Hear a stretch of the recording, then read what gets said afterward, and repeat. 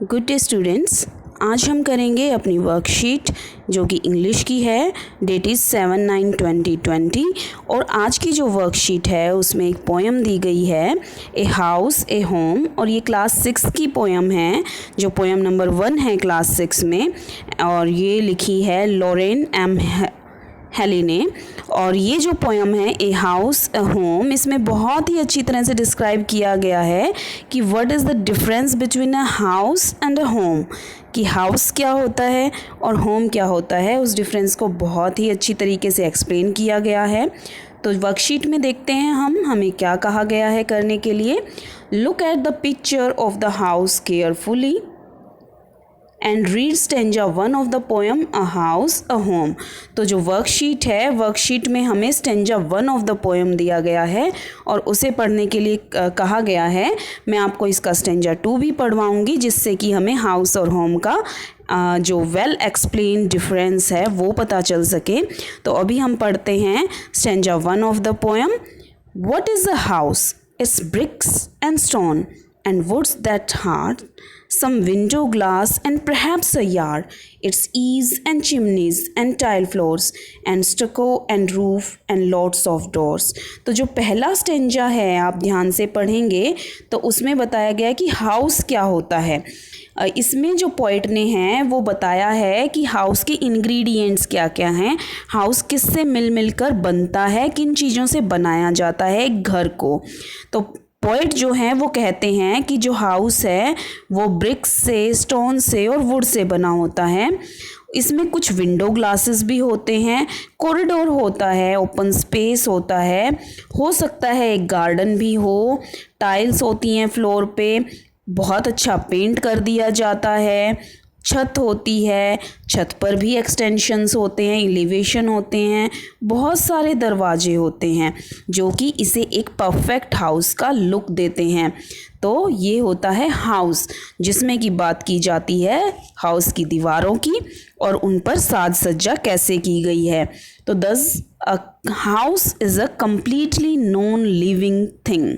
जो हाउस है, जब हम हाउस से रेफ़र करते हैं तो house is a completely non living thing. तो आप पिक्चर में भी देख सकते हैं कि आपको पिक्चर में भी दिखाया गया है कि कहाँ कौन सी चीज़ है हाउस की। देखिए ये चिमनियाँ दिखाई गई हैं, ये ईव्स हैं, जो वर्ड आपको edges of the roof, eaves का मतलब होता है जो एजेस होती हैं छत की एजेस।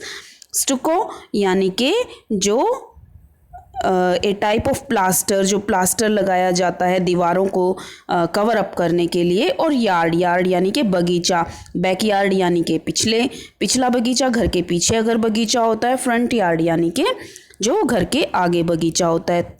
तो ये है एक हाउस जो एक कम्प्लीटली नॉन लिविंग थिंग के बारे में बात करता है।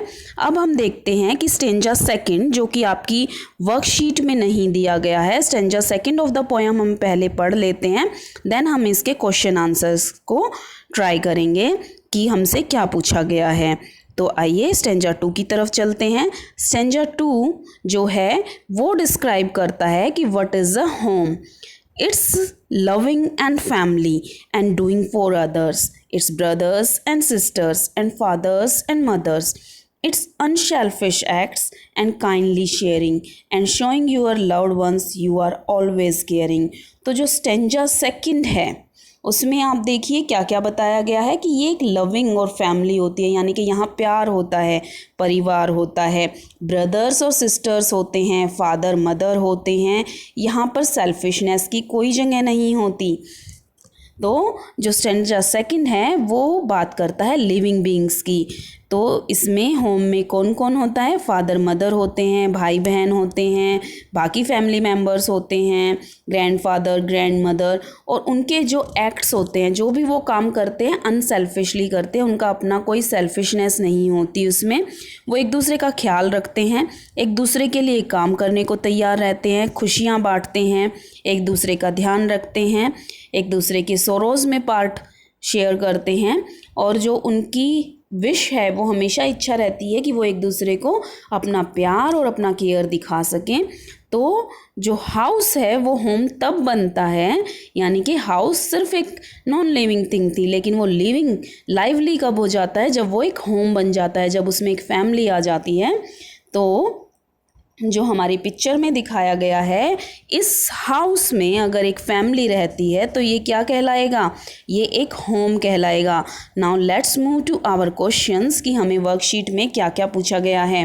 Question 1, based on your reading of the stanza complete the following sentences. A house is made up of bricks, किस किस चीज़ से बना होता है? Bricks, stone.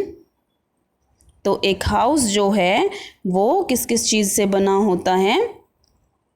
ब्रिक्स से। आप यहाँ पर लिख सकते हैं स्टोन्स, और उसके अलावा वुड। तो जो भी आपको चीज़ें याद हैं घर किस किस से बनता है, आप यहाँ से देख सकते हैं। It is made up of brick and stone and wood that's hard. और क्या क्या होता है एक घर में? Next fill in the blanks में हमसे पूछा गया है, it has eaves and chimneys and floors and stucco and roof. तो ये सब चीज़ें एक घर में होती हैं। तो अब आगे कहा है, I love my house it is dash and dash. कैसा है? चूज़ करना है आपको गिवन वर्ड्स में कि आपका घर को आप बहुत प्यार करते हैं, आपका घर कैसा है।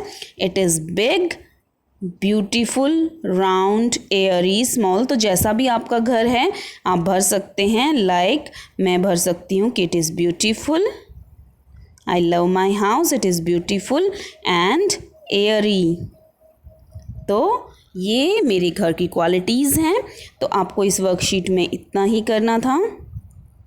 अब आप जो है इस वर्कशीट को ट्राई करेंगे, इसको पढ़ेंगे और कोशिश करेंगे कि आप इन फिल इन दी ब्लैंक्स को भर सकें।